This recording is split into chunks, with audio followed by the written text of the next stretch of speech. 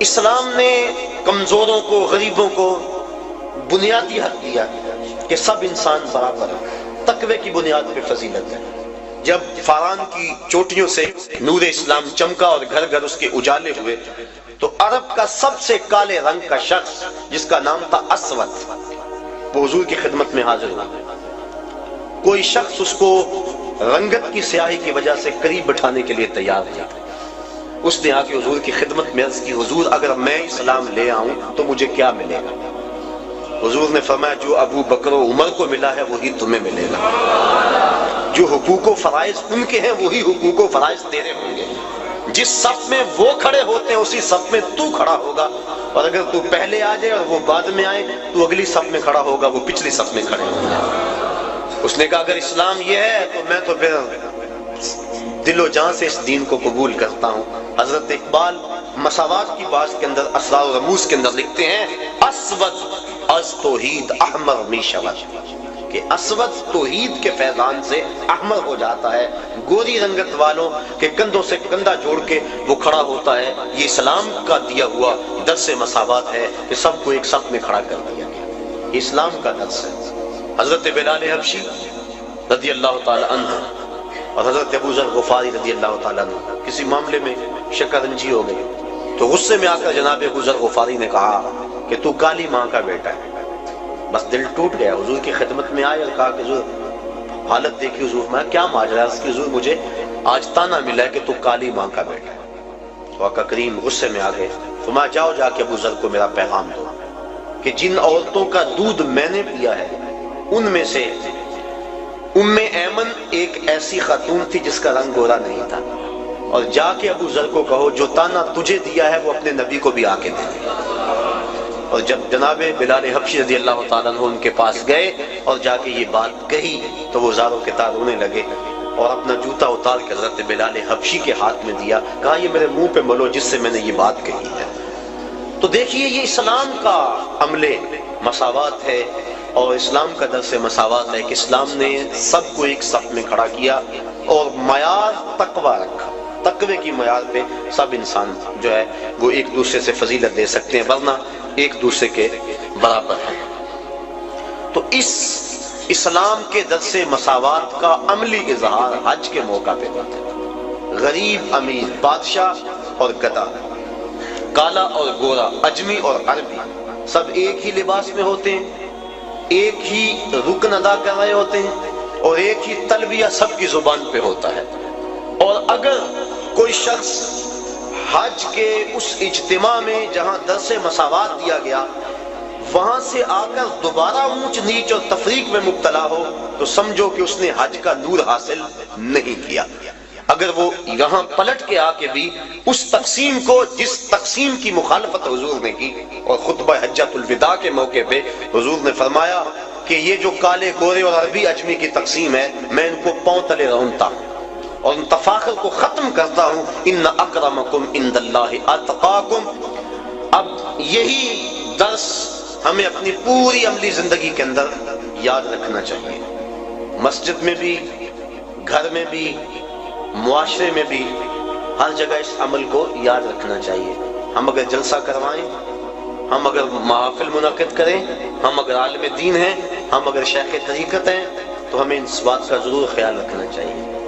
کسی دور میں معزز وہ خیال کیا جاتا تھا جس کی اولاد زیادہ ہوتی تھی، تاریخ عرب پڑھے، اور اس وجہ سے 100 شادیاں کیا کرتے تھے وہ۔ اسلام نے 4 شادیوں کی حد بندی کر دی کیونکہ آدمی اس سے آگے حق نہیں ادا کر سکتا۔ اور پھر دور بدلتا گیا۔ یہ جو موجودہ دور ہے اس دور میں عزت کا معیار کثرت دولت سمجھ لیا گیا ہے۔ ہمارے اشتہار دیکھ لیں، معززین شہر، اس کی فہرست پڑھے تہجد گزار نہیں ملیں گے، اس کی فہرست پڑھے تو تقوی کے اعلیٰ معیار پہ جو لوگ ہیں لیکن ہیں غریب وہ نہیں ملیں گے۔ دولت مند لوگ معززین شہر کہلاتے ہیں، اور بدقسمتی یہ ہے کہ ہم اپنی محافل کے اندر بھی ان کو ہی ترجیحی بنیادوں پہ آگے بٹھاتے ہیں کہ اس کے پاس دولت زیادہ ہے۔ یہ اسلام کا جو عملی درس ہے مساوات کا، یہ اس کا قتل عام اسٹیجوں پہ ہوتا ہے۔ پیر صاحب کے قریب بھی وہی ہوتا ہے جس کے پاس دولت زیادہ ہے، اور جو غریب ہوتا ہے اس کو کہا جاتا ہے پیچھے بیٹھ جا اور 1.25 لاکھ مرتبہ یا حیو یا قیوم پڑھ۔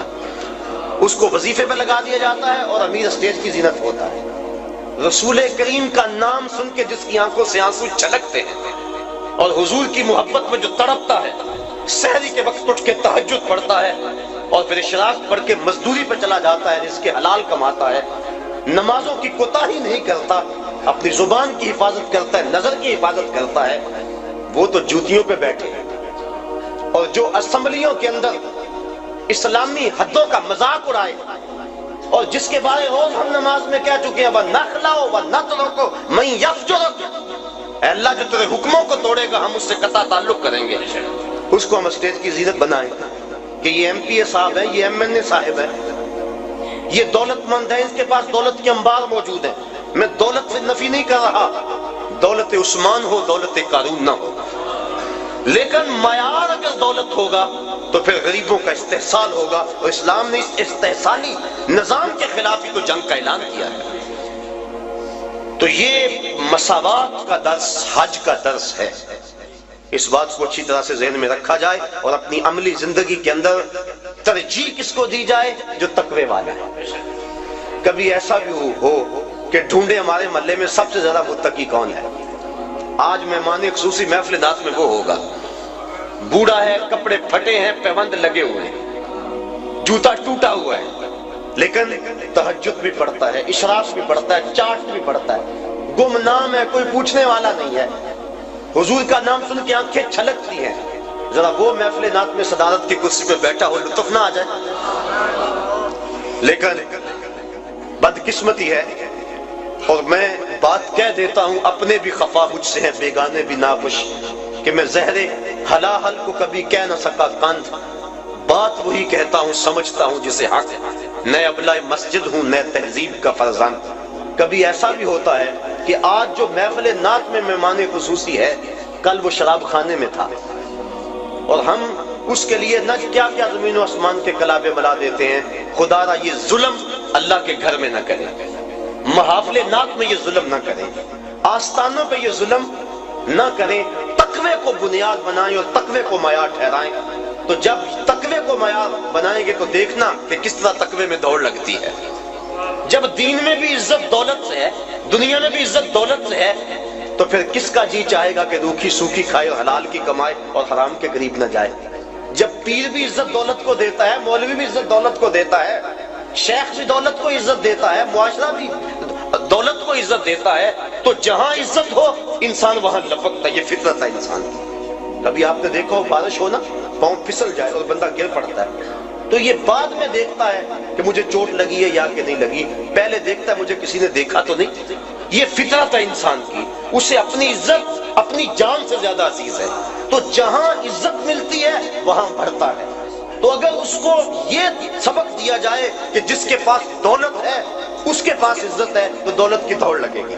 اور اگر معاشرے میں علماء، مشائخ، ذمہ دار لوگ یہ شعور دیں گے کہ جس کے پاس تقوی کا نور زیادہ ہے وہ معزز ہے، تو دیکھنا مسجدوں کی رونقیں بڑھتی ہیں یا کہ نہیں بڑھتی۔ تو یہ اسلام کا عملی درس ہے حج کے موقع پہ مساوات کا۔ حج کا چوتھا مقصد، یہ جو گفتگو ہے، یہ جو مضمون ہے، یہ تفصیل طلب ہے۔ اس حوالے سے بہت سے دکھڑے ہیں میرے سینے کے اندر، اور ہمارے معاشرے کے اندر جو کچھ ہے یہ آپ بھی اس سے باخبر ہیں اور میں بھی باخبر ہوں۔ انشاءاللہ زندگی رہی تو کبھی اس پر گفتگو کریں گے۔